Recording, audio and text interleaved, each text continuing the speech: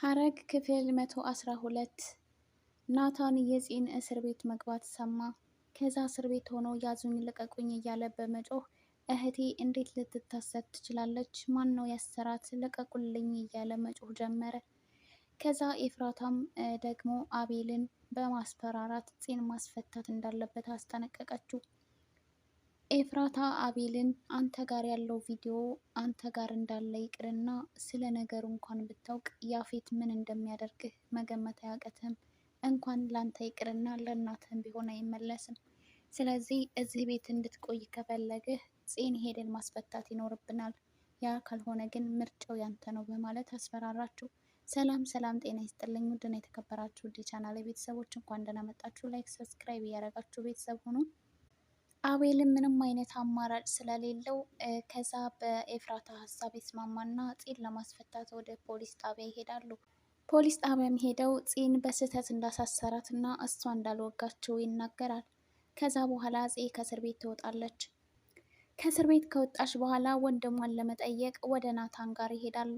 ከዛ ናታንም መጀመሪያ የሰማው ፂ እስር ቤት እንደሆነች ስለነበረ ከዛ ልትጠይቀው ስትመጣ በጣም ግራ ይጋባል። ቆይ የት ነበርሽ? ለምንስ ነው የታሰርሽው? መታሰርሽን እኮ ሰምቻለሁ ይላታል። እንዴ ወንድሜ ስለምንድን ነው የምታወራው? አረን ያልታሰርኩም፣ ደግሞ ምንስ አድርጌ ነው የምታሰረው? ማን የነገረህ? በማለት ትለዋለች።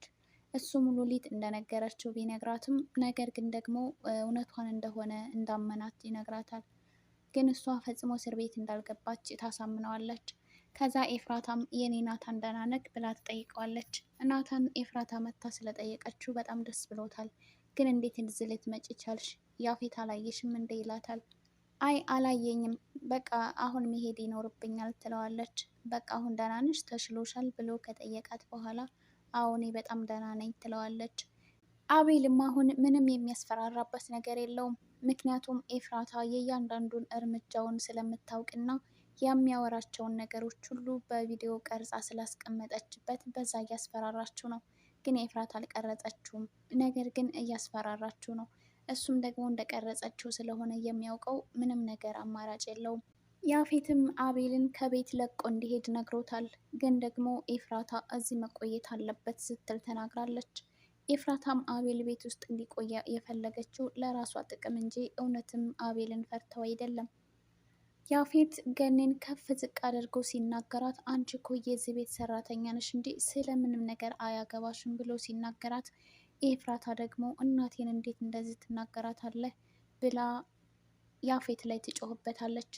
ያፌትም ቆይ እንዴት ነው የምትናገሪው? አንቺ ቆይ ምን ተማምነሽ ነው እንደዚህ የምትሆኘው?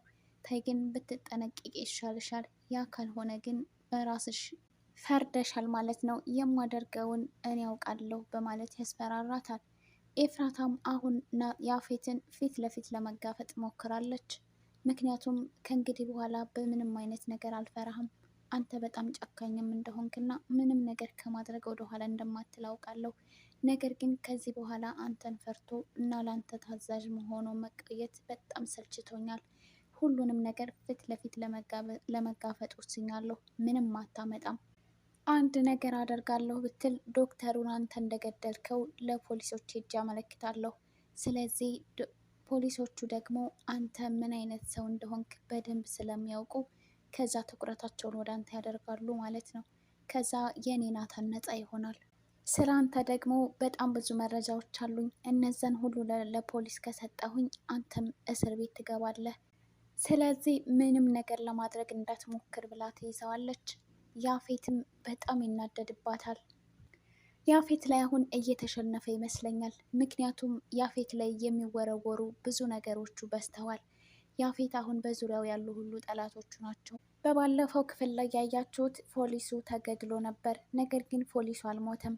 ምክንያቱም ከወዲህ የላኩት እነ ናታንና ኢንስፔክተሩ ናቸው እንጂ ፖሊሱን ደግሞ ገድዬ ጥየዋለሁ ያለው ሰው የያፌት ሰው ሳይሆን ከፖሊሶቹ ጋር ተባብሮ የሚሰራ ነው።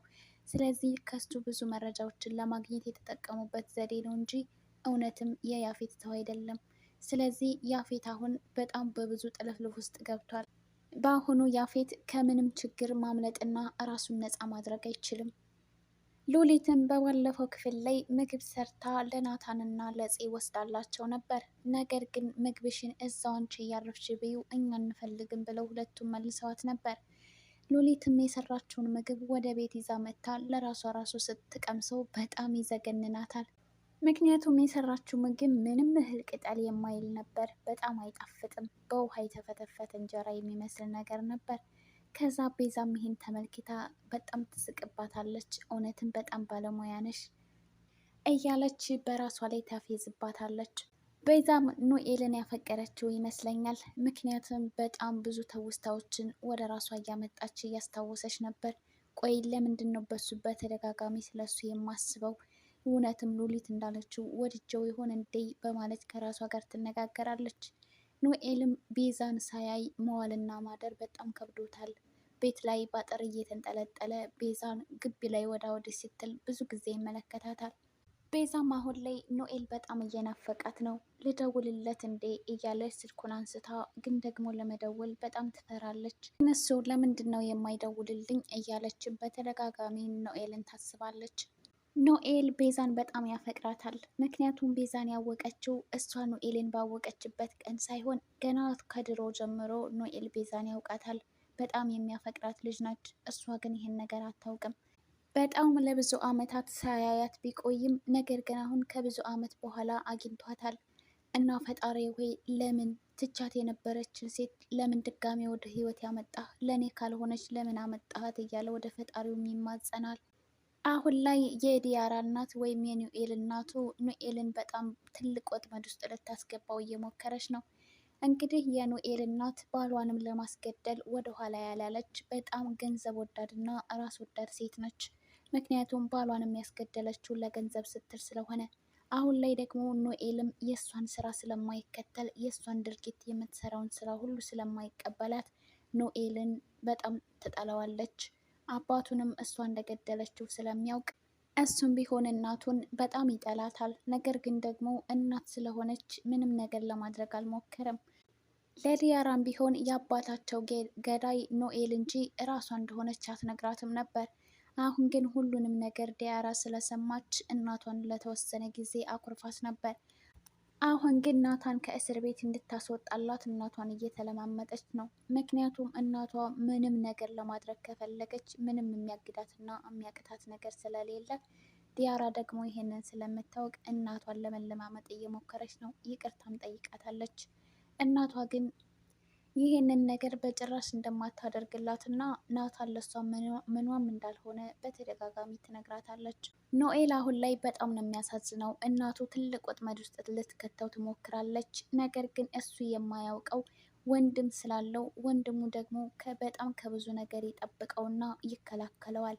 እሱ ስለ እናቱ ብዙ ነገር ስለሚያውቅና የእናቱንም ስራ ተቀብሎ ስለሚሰራ ኑኤልን ወጥመድ ውስጥ ስታስገባው ሁሉን ነገር ስለሚያውቅ፣ እሱ ግን ወንድሙን ደግሞ በጣም ስለሚከታተለው ሳያየውም ደግሞ ውሎ ስለማያድር ኑኤልን ከብዙ ነገር ይጠብቀውና ይታደገዋል። ይህንን ያወቀችው የዲያራ እናት ደግሞ ያንኛውን ልጇን ለማስገደልም ቢሆን ወደኋላ አትልም። ምክንያቱም ለብዙ ስራዋ እንቅፋት እየሆነባት ስለሆነ በጣም ብታስጠነቅቀውም እሱ ግን ደግሞ ከወንድሜና ከእህቴ መራቅ አልችልም፣ እነሱ ደግሞ ችግር ውስጥ እንዲገቡ አልፈልግም።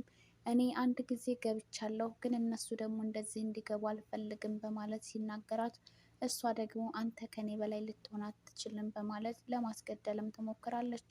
ኤፍራታ ያፌትን ለምን እንዳገባችውና ለምን ከሱ ጋር የሆነችበትን ምክንያት ሁሉ ለገኒ ትነግራታለች።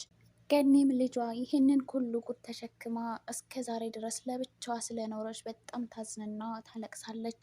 እውነት ልጄ ከጎንሽ ማንም ስላልኖረና እኛም ስላልተረዳንሽ በጣም ይቅርታ፣ ግን ለምን ታዲያ ለናታን ሁሉንም ነገር አልነገርሽውም?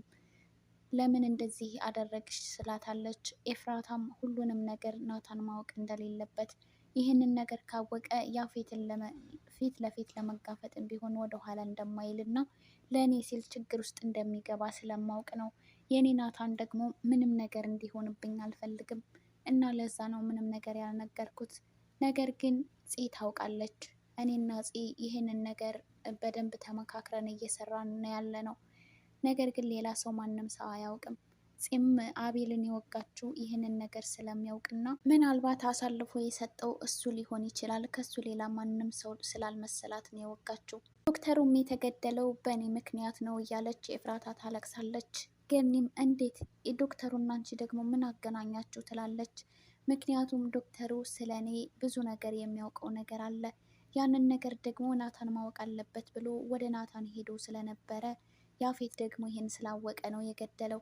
የዶክተሩ ገዳይ ያፌት ነው፣ ግን በሱ ቦታ የታሰረው የኔ ናታን ነው። አሁን እንዴት አድርጌ ነው ከእስር ቤት የማስወጣው እያለች ኤፍራታ ታለቅሳለች። ገኒም በጣም መጠንከር እንዳለባት እና ሁሉም ነገር እንደሚያልፍ ታጽናናታለች።